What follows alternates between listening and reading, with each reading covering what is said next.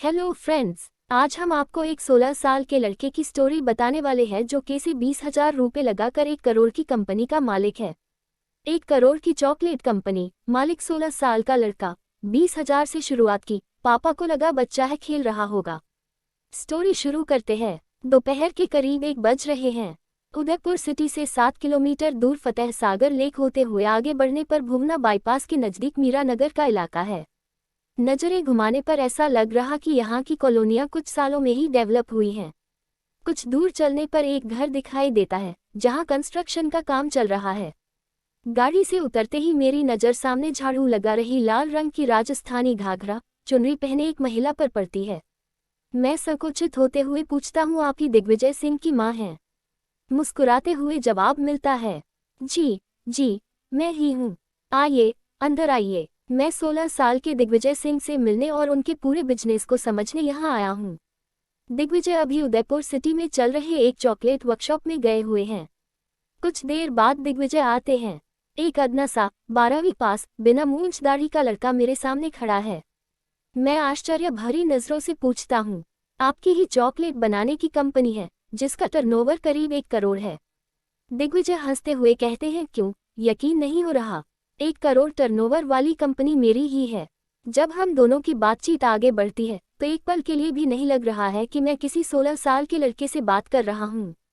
Management, marketing की study करने वाले किसी परिपक्व आदमी की तरह दिग्विजय बात कर रहे हैं। अब मेरी उत्सुकता उनकी मैन्युफैक्चरिंग यूनिट को देखने की बढ़ रही है। कहने पर दिग्विजय मुझे घर के नीचे बने बेसमेंट में लेकर चलते हैं। सबसे पहले वो मुझे और खुद भी हेड कैप पहनने के लिए कहते हैं। बोलते हैं, खाने की चीजें हैं ना, एक भी बाल गिर जाएगा तो फिर प्रोडक्ट की क्वालिटी पर बात आ जाएगी। बेसमेंट में एंटर करते ही एरिया की तरफ इशारा करते हुए दिग्विजय कहते हैं, पहले ये हमारे घर का स्टोर रूम था। अनाज रखा जाता था। अब ये हमारी चॉकलेट मैन्युफैक्चरिंग फैक्ट्री है। सामने जो मशीन चल रही है वो ग्राइंडर मशीन है। इसी में चॉकलेट तैयार हो रहा है। मशीन की घरघराती आवाज के बीच मैं दिग्विजय से इस कंपनी की शुरुआत के बारे में सवाल करता हूँ। दिग्विजय कहते हैं, 2019 का साल था। लंबे अरसे बाद हमारी इच्छा पूरी होने जा रही थी। सपना था कि एक कार अपनी होनी चाहिए। पापा के साथ दिवाली के मौके पर शहर के एक शोरूम में कार खरीदने गया था।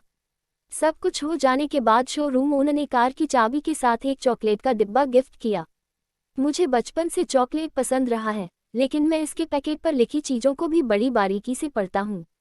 घर आया तो देखा कि चॉकलेट की कीमत तकरीबन 750 रुपये थी। अब ये बात मेरे दिमाग में बैठ गई कि ऐसा क्या रहता है इसमें कि इसकी इतनी ज़्यादा कॉस्ट है। जब 2020 का साल आया तो मैं 10वीं में था। कोरोना की वजह से स्कूल बंद हो चुके थे। बाहर जा नहीं सकता था। मैं घर पर ही बैठा रहता था। अचानक से मैंने चॉकलेट पर रिसर्च करना शुरू कर दिया। अधिकांश लोगों के लिए कोरोना अभिशाप साबित हुआ, लेकिन मेरे लिए यह एक वरदान सा रहा। बातचीत के बीच ही दिग्विजय के पिता भीम सिंह आते हैं। साथ में महावीर सिंह हैं, जो दिग्विजय की बुआ के बेटे और इस कंपनी के को फाउंडर हैं। सामने एक टेबल पर चॉकलेट बनाने के कुछ रॉ मटेरियल रखे हुए हैं। हम चारों कुर्सी लेकर बैठ जाते हैं। दिग्विजय के पिता कहते हैं, जब इसने 2020 में चॉकलेट बनाने की कंपनी शुरू की थी तो कुछ महीने तक तो हम लोगों को भनक भी नहीं लगी कि क्या कर रहा है। बाद में पता चला तो मैंने कहा कि ठीक है, बचपन है।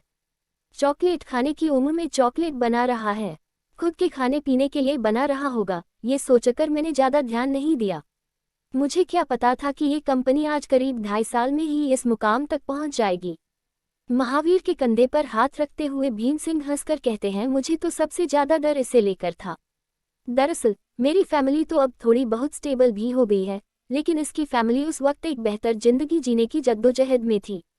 दोनों मुझे बिना बताए हुए चुपके से चॉकलेट बना रही कंपनियों, बेचने वाले लोगों से मिलने सीखने चले जाते थे। मुझे लगता था कि ये तो दिग्विजय डूबेगा ही, इसे महावीर भी डुबा ले जाएगा। मेरी बहन क्या कहेगी कि भेजा था 2 रुपये कमाने के लिए, पढ़ने के लिए। अपने बेटे को भाई के बेटे ने बर्बाद कर दिया। भाई ने भी ध्यान नहीं दिया। मैं महावीर से जब उनके बारे में पूछता हूँ तो वो कहते हैं, 2020 में स्कूलिंग कंप्लीट करने के बाद मामा के यहाँ भीम सिंह चला आया था। मेरा घर शहर से काफ़ी दूर है। जब यहाँ आया तो बड़ी मशक्कत से एक टायर की दुकान में काम लगा। पहले दिन ही काम छोड़कर भाग आया। बहुत भारी काम था। मैं थोड़ी थोड़ी देर में ही हॉन्स जा रहा था। भीम सिंह हंसने लगते हैं। कहते हैं, मेरा ट्रांसपोर्ट और कंस्ट्रक्शन का बिजनेस है। 10वीं पास के बाद ही मुंबई चला गया था। करीब 7 साल वहां काम किया, फिर शादी के बाद 2005 में उदयपुर वापस आ गया। यहाँ ट्रांसपोर्ट का बिजनेस करने लगा। बड़ी गरीबी में मेरी भी जिंदगी गुजरी है। आज जो कुछ भी आप देख रहे हैं, सब कुछ मैंने अपनी मेहनत से कमाया है। कभी मेरे पास साइकिल नहीं थी, आज कार भी है। सब प्रभु की कृपा। भीम सिंह को रोकते हुए मैं दिग्विजय से चॉकलेट बनाने के बारे में पूछता हूँ। दिग्विजय कोको बीन को रोस्टर मशीन में डालते हुए कहते हैं, 10वीं पास लड़के को क्या नॉलेज होगी, एकेडमिक नॉलेज हो जाए यही बड़ी बात है। स्टार्टअप के बारे में जानना तो दूर की कौड़ी थी। जितना कुछ जानना समझना था, सब मैंने इंटरनेट, गूगल को खंगाल कर ही सीखा। मैं रात भर जागकर कई सारे रिसर्च पेपर को पढ़ता था। हालांकि मैं पढ़ने में कमजोर रहा हूँ, लेकिन हमेशा टीचर का फेवरेट रहा हूँ। इतना कहकर वो हंसने लगते हैं। दिग्विजय मुझे एक चॉकलेट टेस्ट करने के लिए देते हैं। यह मिल्क चॉकलेट है। कहते हैं, कई तरह के चॉकलेट होते हैं। हमारे यहाँ 4-5 तरह की चॉकलेट बनती है। आप ये भी कह सकते हैं कि भारत के लोगों के स्वाद को ध्यान में रखकर हम चॉकलेट बनाते हैं। दिग्विजय एक चॉकलेट के बनने के पूरे प्रोसेस को बताते हैं, जिसे हम यहाँ आपको ग्राफिक्स के जरिए बता रहे हैं। मैं दिग्विजय से पूछता हूँ, शुरुआत में कितने पैसे लग गए। दिग्विजय और महावीर दोनों एक दूसरे को देखने लगते हैं। कुछ सेकंड बाद दिग्विजय कहते हैं, अब घर में तो कुछ बोल नहीं सकता था। स्कूल जाने के लिए मम्मी कुछ पैसे हर रोज देती थी, जिसमें से मैं बचा लेता था। 10वीं के एग्जाम के बाद मैंने कुछ महीने एक कॉल सेंटर में जॉब भी किया था। हम दोनों ने मिलकर करीब 20,000 रुपये जुटाए थे। कंपनी की नींव मैंने इसी पैसे से रखी। आज देखिए कि करोड़ में टर्नओवर है। दिग्विजय के पिता मायूस आवाज में कहते हैं, अब हमारे पास भी इतना पैसा होता कि चलो बेटा, लो 10 लाख रुपए, शुरू करो कंपनी। ऐसा भी तो नहीं था ना। मैंने खुद बचपन से लेकर अब तक एक रुपए करके जुटाए हैं। उम्मीद भी नहीं थी कि इतनी कम उम्र में इतना कुछ दिग्विजय कर लेगा। मैं दिग्विजय से जब बिजनेस स्ट्रेटजी के बारे में पूछता हूँ, तो एक एस्टेब्लिश्ड बिजनेसमैन की तरह समझाते हैं। जब मैंने चॉकलेट कंपनी SARAAM की शुरुआत की, तो कोई यकीन ही नहीं करता था कि मैं एक कंपनी का ओनर हूँ। किसी के पास जाता तो वो बैठने तक के लिए नहीं कहता। उन्हें लगता था कि कोई बच्चा आ गया है। मेरी आवाज़ थोड़ी भारी हमेशा से रही है। एक उम्र के बाद ही तो दाढ़ी मूंछ आती है। मैंने शेविंग करनी शुरू कर दी ताकि मैं अपनी उम्र से बड़ा दिखूं। हर रोज शेविंग करके किसी क्लाइंट से मिलने जाता। धीरे धीरे मैं अपनी उम्र से बड़ा दिखने लगा। क्लाइंट्स के ऑर्डर मिलने लगे। सबसे पहला ऑर्डर एक कार शोरूम से 1.25 लाख रुपए का मिला था। उस वक्त तक तो मैं थर्ड पार्टी से चॉकलेट बनवाकर बेचता था। जब लोगों का ट्रस्ट डेवलप होना शुरू हुआ, तो मैंने YouTube से देखकर कई नंबर निकाले। कोको बीन की खेती करने वाले लोगों से कांटेक्ट करना शुरू किया। कुछ लोगों ने शुरुआत में ठगा भी, बच्चा समझकर खराब रॉ मटेरियल भेज देते थे। फिर मैंने वहां जाकर वहां के किसानों से मिलकर इस पर रिसर्च किया। हम अभी भी अलग अलग तरह के चॉकलेट को लेकर रिसर्च कर रहे हैं। मैं कंपनी में इसी सेक्शन को देखता हूँ, बाकी महावीर ऑपरेशन का पूरा जिम्मा संभालते हैं। बातचीत के बीच दिग्विजय निखिल का जिक्र करते हैं। वो दिग्विजय से सीनियर हैं। वो कहते हैं, आइडिया मेरा था, लेकिन निखिल ने ऑपरेशनल लेवल पर पूरा सपोर्ट किया है। आज हमारी कंपनी जो कुछ भी है, उसमें निखिल का भी रोल है। शाम के तकरीबन 5 बजने को है। दिग्विजय को कुछ नए क्लाइंट्स और मार्केटिंग टीम से मिलने के लिए निकलना है। मेरी भी भोपाल के लिए ट्रेन है। दिग्विजय कहते हैं, एक हमारी सोशल मीडिया टीम का कॉल था।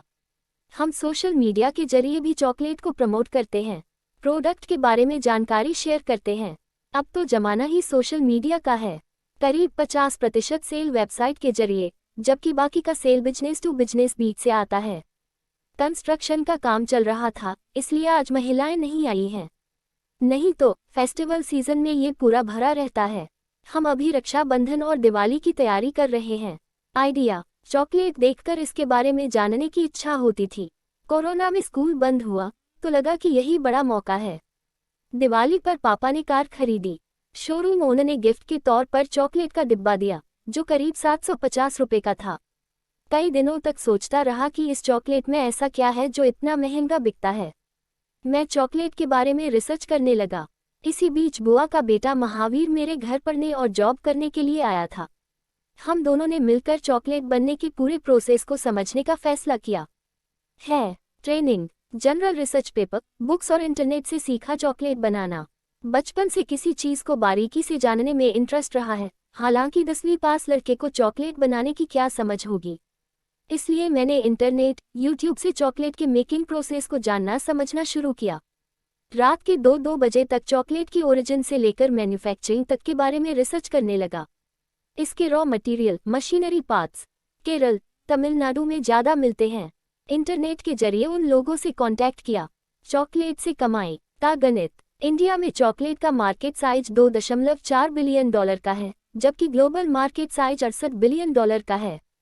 इंडिया में चॉकलेट में इस्तेमाल होने वाले कोको बीन का फल अक्टूबर और अप्रैल में निकलता है। साउथ इंडिया में इसकी खेती होती है।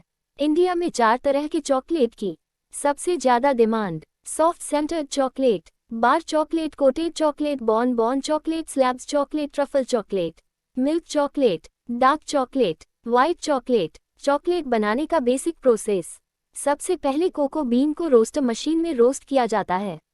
उसके बाद क्रैकर मशीन में रोस्टेड बीन की क्रैकिंग होती है। इससे छिलका अलग हो जाता है। अब इसे ग्राइंडर मशीन के जरिए ग्राइंड किया जाता है। प्रोसेसिंग टाइम पीरियड 48-72 घंटे की होती है। इसी दौरान चॉकलेट की वैरायटी तय हो जाती है। यदि मिल्क चॉकलेट बनाना है तो इसमें कोको बीन के साथ एक फिक्स परसेंटेज में ड्राई मिल्क और शक्कर मिलाया जाता है। फाइनल प्रोसेसिंग के बाद इसकी टेम्परिंग की जाती है। इसके लिए टेम्परेचर 30 से 31 डिग्री होना चाहिए।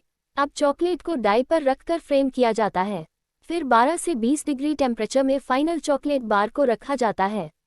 डिस्पैच करने के लिए चॉकलेट के डिब्बे के साथ आइस यूज होता है। स्मॉल स्केल पर चॉकलेट बनाने के लिए जरूरी मशीनरी पार्ट्स और fund: roaster machine, grinder machine, cracker machine. यदि 25 किलोग्राम चॉकलेट के प्रोडक्शन स्केल पर कंपनी स्टॉक करना चाहते हैं तो 8 लाख रुपए की जरूरत होगी। फंड: रिलेटिव के साथ मिलकर पार्ट टाइम जॉब करके जुटाए 20,000 रुपए। घर से जो पॉकेट मनी मिलती थी उससे कुछ पैसे जमा किए थे, लेकिन कंपनी स्टार्ट करने के लिए कुछ और पैसों की जरूरत थी। मैं और महावीर ने मिलकर पार्ट टाइम जॉब करना शुरू किया। जब थोड़ा बहुत फंड इकट्ठा हो गया तो फिर हमने मशीन वगैरह लगवाना शुरू किया। घर वालों को लग रहा था कि हम लोग ऐसे ही टाइम पास कर रहे हैं, पैसे उनसे मांगता तो नहीं मिलता। जब बिजनेस में ग्रोथ होने लगी तब पापा ने सपोर्ट करना शुरू किया। बाद में उन्होंने भी कंपनी में इन्वेस्ट किया। मार्केटिंग: कंपनी की वेबसाइट, SARAAM, ई-कॉमर्स प्लेटफॉर्म के जरिए बड़े बड़े होटल्स, कॉर्पोरेट हाउस को बेचता हूँ चॉकलेट। शुरुआत में हम चॉकलेट का ऑर्डर लेकर किसी दूसरे वेंडर से बनवाकर सेल करते थे। जब फंड और बिजनेस की समझ हुई तो हमने चॉकलेट की इन हाउस मैन्युफैक्चरिंग करनी शुरू कर दी। सबसे पहले उदयपुर के एक कार शोरूम से 1.25 लाख का ऑर्डर मिला था। फिर जब एग्जीबिशन में ना शुरू किया तो बड़े बड़े क्लाइंट्स टच में आने लगे। डिजिटल मार्केटिंग पर भी हमने फोकस करना शुरू किया। चॉकलेट के फायदे और नुकसान बताने शुरू किए। बिजनेस मॉडल: केरल और तमिलनाडु से मंगवाते हैं कोको बीन, फेस्टिवल सीजन में ज़्यादा डिमांड। साउथ इंडिया में चॉकलेट में इस्तेमाल होने वाले main raw material cocoa bean की खेती होती है। रॉ मटेरियल वहां से मंगवाते हैं। हम 18-35 साल के लोगों को टारगेट करके प्योर चॉकलेट बनाते हैं। अभी कंपनी के साथ 8 लोगों की टीम काम कर रही है। कंपनी का सालाना टर्नओवर 1 करोड़ के करीब है। नेक्स्ट फेस्टिवल को लेकर कुछ बड़े ऑर्डर्स भी हैं। फ्रेंड्स, यहाँ स्टोरी रियल है जो कि दैनिक भास्कर न्यूज की है, जो उनकी टीम ने सराम नाम की चॉकलेट कंपनी के मालिक दिग्विजय सिंह के घर जाकर एक इंटरव्यू में बताई है। Thank you for watching this video. आपको हमारी वीडियो कैसी लगी हमें कमेंट करके जरूर बताएं। इसी ही और भी रियल मोटिवेशनल स्टोरी के लिए हमारे चैनल को सब्सक्राइब करें।